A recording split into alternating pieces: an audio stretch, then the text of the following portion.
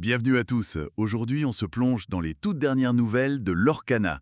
On a synthétisé pas mal d'infos clés dans notre récent article. Oui, et on va décortiquer un peu tout ça, voir ce que ça change vraiment pour les joueurs, pour les collectionneurs aussi. Exactement.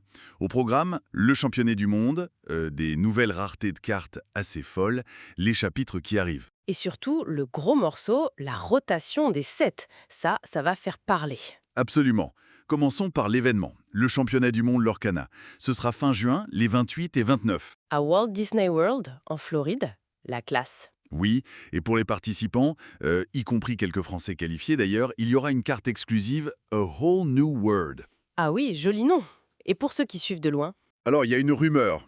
Une version promo non foil qui pourrait peut-être arriver en boutique. Et bien sûr, tout sera sur Twitch. sur la chaîne officielle, j'imagine. @twitch.tv Disney Lorcana. C'est ça. Une bonne occasion de se retrouver, peut-être en boutique, pour suivre ça ensemble. Carrément. Bon, parlons maintenant de ce qui, comme on le soulignait dans l'article, agite beaucoup les collectionneurs, les nouvelles raretés. Ah oui, ça arrive avec le chapitre 9, c'est ça? Exactement, on va avoir deux nouveaux niveaux. D'abord épique. Il y en aura 18 par chapitre. Et ça se situe où par rapport aux autres? Plus rare que légendaire, mais moins qu'enchanté. Et au-dessus de ça, Encore. oui, la rareté iconique. Seulement deux cartes par chapitre, et là ce sera encore plus dur à trouver qu'une enchantée. Ah ouais, quand même. Ça va être la chasse au trésor à l'ouverture des boosters. Clairement, l'excitation est déjà palpable. Et les premiers visuels qu'on a vus sont assez dingues. Ces raretés, donc, c'est pour le chapitre 9, qui s'appelle Fabled. J'aime bien le slogan « Welcome to the story ». Oui, avec les visuels Mickey et Minnie du brave petit tailleur, ça donnait le ton. Mais juste avant ça, on a le chapitre 8, fin mai, le règne de Jafar. C'est ça. Là, on va explorer plus la mécanique illusion. Oui, déjà vu un peu avant. Et il y a aussi ce coffret 4 des Illuminateurs volent au palais. C'est un mode coopératif. Exactement, pour affronter Jafar. Un peu comme le défi contre Ursula, mais version Jafar. D'accord. Et une carte promo Jafar pour les Store Championships de cette saison-là. Tout à fait. Ah, et on note aussi l'arrivée de Dingo et Max.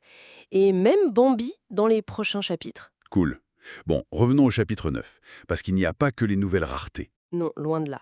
C'est le chapitre qui lance la rotation des sets. Un changement majeur pour le jeu organisé, le format construit standard. Concrètement, ça veut dire quoi? Des cartes qu'on ne pourra plus jouer. C'est ça, les cartes des 4 tout premiers chapitres. Donc le premier chapitre, l'ascension des flottes-bornes Oui, les terres d'encre. et le retour d'Ursula. Ces quatre-là sortent du format standard officiel. Oula, ça peut faire un peu peur, dit comme ça. Mais il y a des nuances, j'imagine. Oui, oui, tout à fait. D'abord que les gens se rassurent pour leur collection. Il y aura un nouveau format, Infinity Construct. Ah, pour pouvoir continuer à jouer avec tout. Exactement.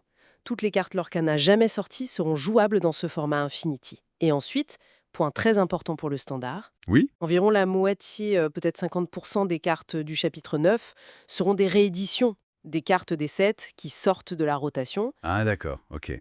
Donc des cartes qu'on connaît déjà, mais qui reviennent. Là, C'est une pop. voilà, par exemple, Maléfique Dragon, la carte iconique du tout premier chapitre, elle revient comme carte promo des Store Championships pour le chapitre 9. Et si on a déjà l'ancienne version? Elle reste parfaitement jouable, c'est juste une réimpression. Et ça, comme on le disait dans notre synthèse, c'est une pratique courante. Dans les jeux de cartes, oui. Pour rafraîchir la méta, Exactement. pour éviter que ça ronronne trop, que ce soit toujours les mêmes decks qui gagnent.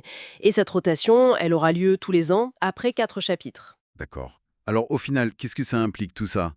Dans notre analyse, on suggérait que cette rotation était plutôt une bonne nouvelle, non? Pour une méta qui devenait un peu répétitive. Ben oui, c'est exactement ça. Même avec les bans récents, certains decks restaient très très forts, difficiles à contrer. La rotation va forcer le changement, en quelque sorte? Mécaniquement, oui. Ça oblige à repenser les stratégies, à innover.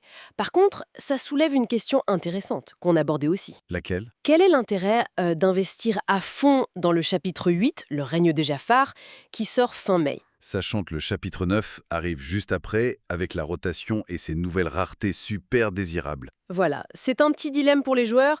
Comment gérer ses achats, sa construction de deck à court terme? C'est vrai, ça demande un peu de planification.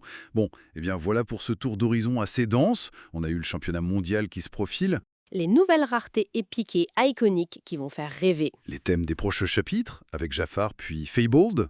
Et surtout, cette rotation qui va vraiment redéfinir le jeu compétitif standard. Tout à fait. Ça laisse matière à réfléchir. Oui, et ça nous amène peut-être à une dernière pensée avec cette rotation et ces rééditions. Quelle sera la place, la valeur à la fois pour le jeu et la collection des toutes premières cartes Lorcana dans le futur? Bonne question. Même avec le format Infinity? Oui, comment ces cartes fondatrices vont vieillir? Vont-elles garder une place spéciale? C'est une discussion qui ne fait que commencer, je pense. Une excellente question pour conclure. Merci d'avoir suivi cette exploration avec nous.